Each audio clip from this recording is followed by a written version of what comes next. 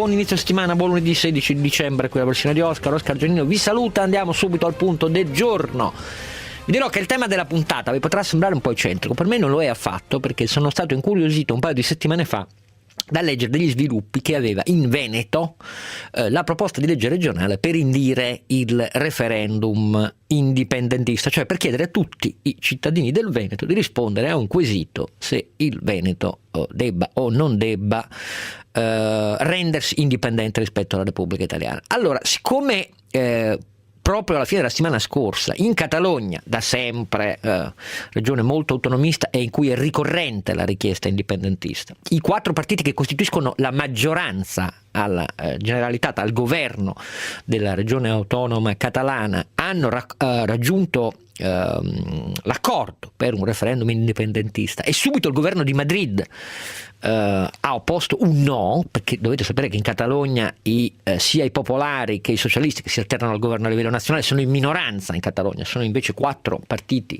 con vaghe venature autonomiste e indipendentiste che avevano raggiunto l'accordo per far fare il referendum. Il governo di Madrid ha detto no, invece nel settembre dell'anno prossimo è già convocato da molto tempo in Scozia il referendum per l'indipendenza, tant'è che c'è sui giornali britannici un grande dibattito se a quel punto all'indipendenza si collegherà anche l'uscita dall'euro o meno. Ecco, questo è quello che avviene.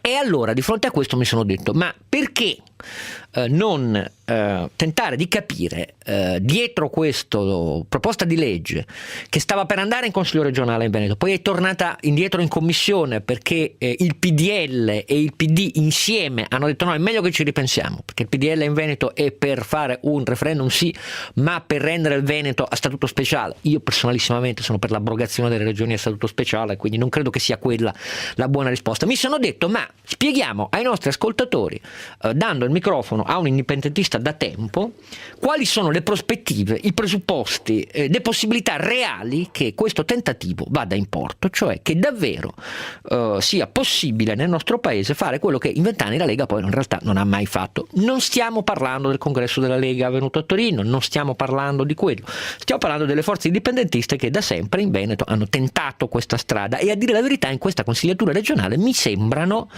abbastanza vicine a conseguirla, perché dovete sapere che secondo lo statuto della Regione Veneto la facoltà concessa per esempio ai consigli comunali di supportare, come ovvio, proposte di legge regionale ha visto oltre 100 comuni, quindi più di 1 su 5 dell'intero Veneto fin qui aderire a questa proposta, e anche province venete, la provincia di Verona è stata l'ultima e così via. È con noi per parlarne l'autore di un bellissimo libro che io vi invito a procurarvi, adesso vi dirà lui come, è un libro che si intitola Autodeterminazione, e l'autore è l'avvocato Alessio Morosin, è uno studioso del diritto, è un avvocato, un cassazionista che da moltissimi anni, con studi e proposte concrete, lui è un animatore anche di questa proposta, tiene su la fiaccola dell'indipendentismo, convinto che l'articolo 5 della Costituzione, quello che ci dice che l'Italia è una e indivisibile, possa in nome del diritto naturale contemperare soluzioni di diritto internazionale di autodeterminazione, e convinto altresì che l'articolo 139, quello che dice che non si può sottoporre a modifica solo la forma repubblicana della Costituzione, a maggior ragione consenta su scelte di autodeterminazione fatte dal popolo a maggioranza di romperla l'unità, che nel caso del Veneto è venuta alla fine, ve lo ricordo, della terza guerra di indipendenza, con un plebiscito dell'ottobre 1866 molto discusso. Ecco, grazie di essere con noi all'avvocato Morosin, buon pomeriggio. Buon pomeriggio a lei Giannino e ai suoi ascoltatori, molto lieto di rispondere alle sue domande e di interloquire. Allora, cominciamo da una valutazione concreta, poi approfondiamo un pochino i termini della possibile via giuridica. Ma sì, lei come la vede su questo progetto di legge che è tornato, mentre sembrava essere pronto ad andare all'aula del Consiglio regionale Veneto, è tornato in commissione? Ma è tornato in commissione perché purtroppo in Consiglio regionale Veneto vi sono alcune forze politiche, o meglio forze partitiche, che ancora attendono ordini da Roma per decidere in ordine alla sorte, al futuro del Veneto e del nostro popolo. E però vi è sempre più la consapevolezza che i cittadini, la base, noi che paghiamo le tasse, noi che manteniamo il sistema, noi che dovremmo essere i portatori, i titolari della sovranità, abbiamo un diritto che possiamo far emergere se siamo uniti, se abbiamo una visione, se abbiamo un progetto. E questa visione, questa unione, questo progetto ormai ha preso corpo. Lei pensi che il 28 novembre del 2012, quindi esattamente un anno fa, siamo riusciti a far approvare in Consiglio regionale del Veneto, pur non essendo rappresentati, perché noi siamo nati a maggio del 2012, abbiamo già oltre 3.000 iscritti ed è un numero crescente in modo esponenziale ogni giorno, siamo riusciti a dettare l'agenda politica del Consiglio regionale senza essere rappresentati, perché abbiamo portato un problema forte, un problema sentito, ovvero in considerazione del fatto che lo Stato ormai è tecnicamente fallito, lo Stato italiano, che a Roma si stanno giocando con delle carte che non hanno più spendibilità, non hanno più credibilità, non hanno più una storia di attualità sulla quale si possa costruire qualcosa. Abbiamo voluto, senza per questo mettersi a dire Roma ladrona o altre amenità, noi rispettiamo lo Stato italiano, ma riteniamo che non rispettando lo Stato italiano, quella che è la realtà veneta, la realtà della produzione, del mondo, del popolo, del volontariato, di chi paga le tasse, dobbiamo noi intraprendere una strada, lanciare un progetto che non è contro l'Italia, ma che salverà il Veneto dandogli l'indipendenza e salverà anche i popoli italiani, perché questi dovranno prendere coscienza che il cambiamento o viene da loro o non verrà mai. E quindi abbiamo lanciato la risoluzione che ha preso il nome risoluzione 44, che peraltro parte da una risoluzione che io avevo fatto approvare nell'aprile del 1998, pensi lei, 15 anni fa in Consiglio regionale, sul diritto all'autodeterminazione del popolo veneto. Questa risoluzione è passata, abbiamo preso coraggio e poi il 16 febbraio di quest'anno con oltre 4.000 persone siamo andati a Venezia, abbiamo portato un progetto di legge di soli 6 articoli che ha per obiettivo l'indizione di un referendum, di una consultazione quindi in esercizio del diritto di autodeterminazione per l'indipendenza del Veneto. Il quesito è estremamente semplice, è breve, dice: vuoi tu, quindi personalmente individuato, che il Veneto diventi una repubblica indipendente e sovrana, sì o no? Un esercizio quindi di democrazia e di libertà che noi vogliamo coerente, conforme al diritto internazionale, perché l'autodeterminazione, al di là di qualche saccente che ha cercato di deriderci all'inizio, è un istituto giuridico che sta nel diritto internazionale. Nessuna carta costituzionale al mondo regola questo diritto, né per prevederlo né per negarlo, e quindi quando si discute, si disquisisce, si disserta della legittimità di questo diritto, si deve vagliare innanzitutto la sua coerenza con la Carta dell'ONU, col diritto internazionale, la quale ne parla in ben 2 norme, all'articolo 1 parte seconda e all'articolo 55.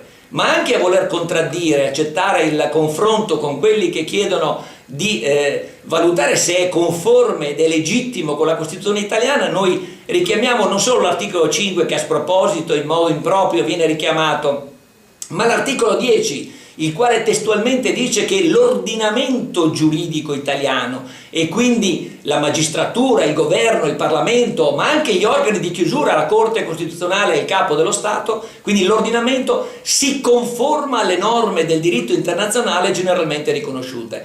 E quindi c'è un'applicabilità diretta, è diritto cogente quello della Carta dell'ONU, non è regolamentato ma è diritto cogente e quindi direttamente applicabile in forza dell'articolo 10 anche all'interno dello Stato italiano. Su queste basi abbiamo lanciato la sfida e in regione ovviamente stanno cadendo l'uno dopo l'altro gli ostacoli, perché qui è un problema di democrazia e di libertà, non è una questione di legittimità o meno interpretata secondo una visione ristretta e cieca che si confina nell'articolo 5 della Costituzione. Poi lei ricordi che nella storia chi presentò lo Statuto Albertino disse che quella era una legge perpetua e irrevocabile. La storia poi ha detto la sciocchezza che il re, che va attribuita al re nel momento in cui ebbe a pronunciare questa frase. Oggi bisogna cambiare, bisogna avere un progetto, bisogna avere una visione, bisogna avere rispetto della democrazia e della libertà. Noi crediamo che in nome di questi obiettivi si possa realizzare l'indipendenza del Veneto. Ultima nota, come accennava lei,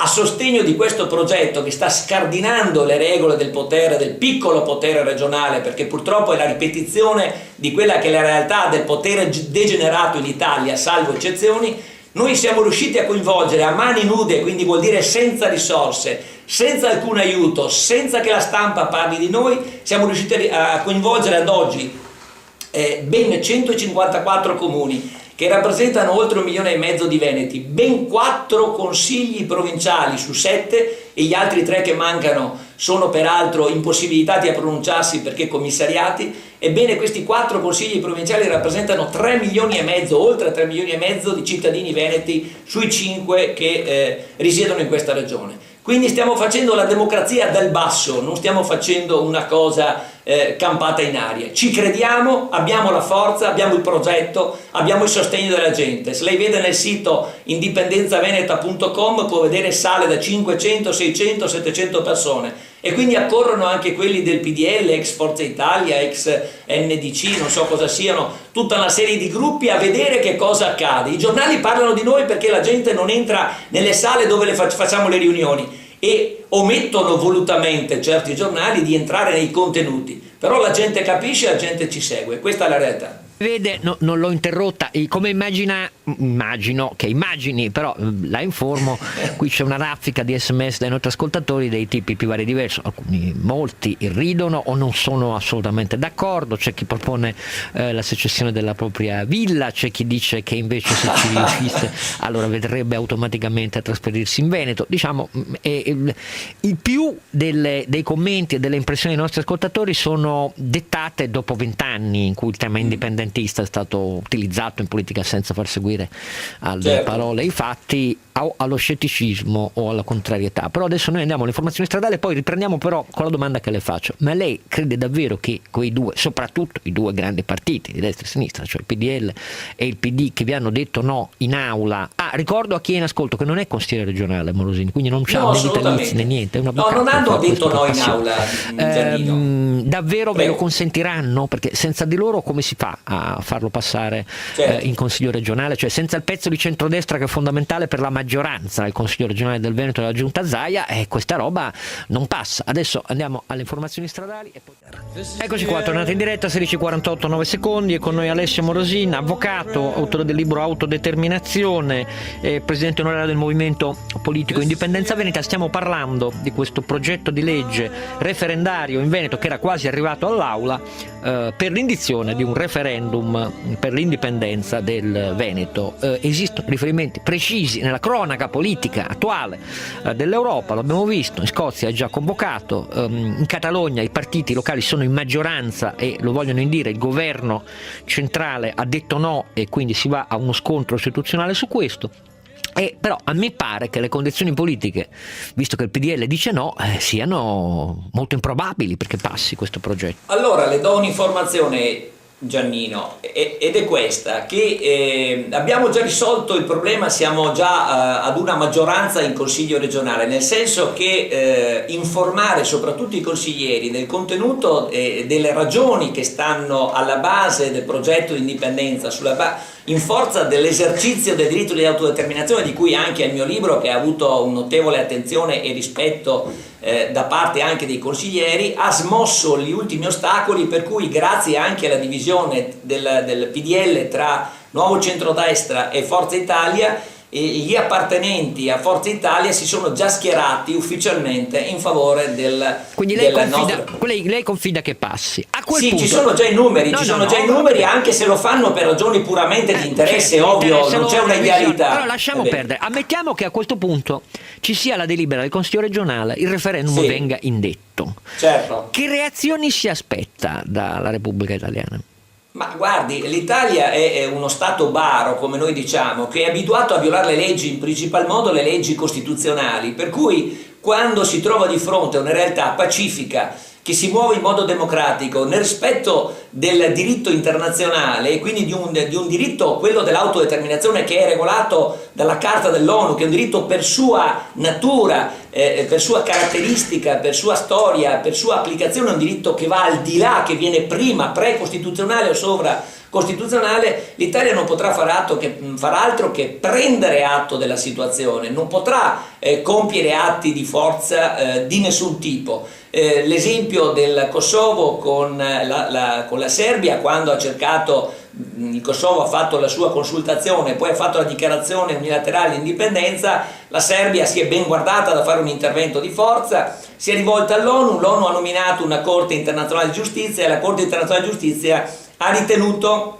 Morosini, io la interrompo, qui ci sono i precedenti internazionali, per carità di Dio, ma la mia domanda è: Prego. la Repubblica, cioè, il governo Letta, per capirci, Sì, con Renzi oddio. che è appena arrivato e che dà la svolta, lei Sì. si aspetta che il governo Letta, con Alfano vicepresidente ministro degli interni, di fronte a un consiglio regionale che votasse una cosa simile, direbbe sì, fatelo? Ma io credo che ci sarà una reazione sul piano politico. Resta il fatto che se vi è un voto, come noi prevediamo, come molti hanno già ritenuto di prevedere, intorno all'80% di consensi in favore dell'indipendenza, lo Stato non può rimanere indifferente e non può, a nostro avviso, assumere azioni di forza. No, certo, ma questo tipo, non arriviamo alle azioni di forza, io parlo del presupposto giuridico, però aspetti un secondo, abbiamo un ascoltatore, Annibale, Prego, che chiama da Lodi. Prego, Annibale. Sì, Prego. Buonasera. Buonasera. Solo una premessa velocissima. Intanto mi piace come affronta le cose lei, quindi qui non c'è nessuna... No, ma venga al punto. Però in questo caso io dico questo. Io vedo in questo disegno, che va avanti da anni, io conosco il Veneto, sono lombardo, così, io ci vedo una volontà di notabilato che è una cosa di un fastidio incredibile. Cioè questi signorotti locali vogliono prendersi il potere locale in un paese dove l'ascensore sociale è fermo. Questi qui e i loro figli e la loro dinastia non lo molleranno più. Io dico alla gente: state attenti a queste mosse. Cioè lei dice lo fanno solo per incardinare un nuovo sistema di potere territoriale. Non fa niente per niente, compreso il signore invitato lì. Non lo so, perché il signore che è invitato qua da anni è uno di quelli che più fa. Comunque io le giro la domanda di Annibale ad Alessio Morosini. Prego, avvocato. Lei si sente uno che sta battendosi per incardinarsi al potere? Ma guardi, lontano da me la mia storia personale va a smentire questa ipotesi, che è un'ipotesi curiosa che mi fa anche un po' sorridere. Se lei viene ai nostri incontri vede che non c'è una qualche categoria come quella descritta dal signore, ma c'è un'attenzione alla realtà drammatica che in Veneto si sta vivendo. Leggevo oggi sui giornali che noi cittadini europei abbiamo pagato dal 2008 ad oggi 500 miliardi di euro per salvare le banche, 1.000 euro a cittadino. In Veneto abbiamo poi un residuo fiscale che supera i 4.000 euro per persona. Una famiglia di 4 persone in un anno lascia lo Stato, dopo aver pagato tasse esorbitanti, giugulatorie, vergognose, incostituzionali, lascia 16.000 euro una famiglia di 4 persone. È una cosa insostenibile, ma noi al di là di questo non riteniamo di scagliarci contro lo Stato per le vessazioni che comporta. Abbiamo un progetto che guarda all'indipendenza di questo territorio, perché il Veneto è stato una realtà, una repubblica indipendente e sovrana. Per 1100 anni si è autogovernato. Ovvio che oggi vogliamo una repubblica moderna, stile Repubblica Federale Svizzera, tipo con grande esercizi di democrazia diretta. Le chiedo questo, non voglio che faccia polemica, ma insomma lei lo sa che però per 20 anni la Lega su questo ha detto cose e poi non si sono viste, così. C'è una piccola differenza tra noi e la Lega. La Lega è andata a chiede ancora, va a giocare la partita a Roma. Noi di andare a Roma non ci interessa, abbiamo fatto anche in questo senso una scelta molto precisa: no alle elezioni italiane, no alle elezioni europee. Il nostro obiettivo è giocare la partita esclusivamente in Veneto. Se la vinciamo qua, se la perdiamo qua. Non ci interessa contrattare un qualcosa che è nel diritto internazionale, che è nella nostra storia. Se riuscisse questa cosa, altre regioni italiane molto probabilmente vedrebbero qualcosa di analogo. Lei crede l'ipotesi che possiamo diventare una specie di confederazione davvero di cose indipendenti? No, io non penso minimamente alla confederazione. Noi miriamo uno Stato indipendente e sovrano, totalmente indipendente e sovrano. Lei pensi che gli Stati migliori al mondo sono quelli che hanno le caratteristiche del Veneto? C'è una minore invadenza dello Stato, una minore pressione fiscale, maggior benessere, spazi e facilitazioni all'economia liberale. Abbiamo una serie di vantaggi ohimè, vediamo. Io ho avuto solo piacere di far parlare l'avvocato Morosini perché è un indipendentista, secondo me è vero, e per far riflettere tutti voi, anche i più che non sono d'accordo. Grazie a Morosini, continuate su Radio 24, appuntamento con me a domani.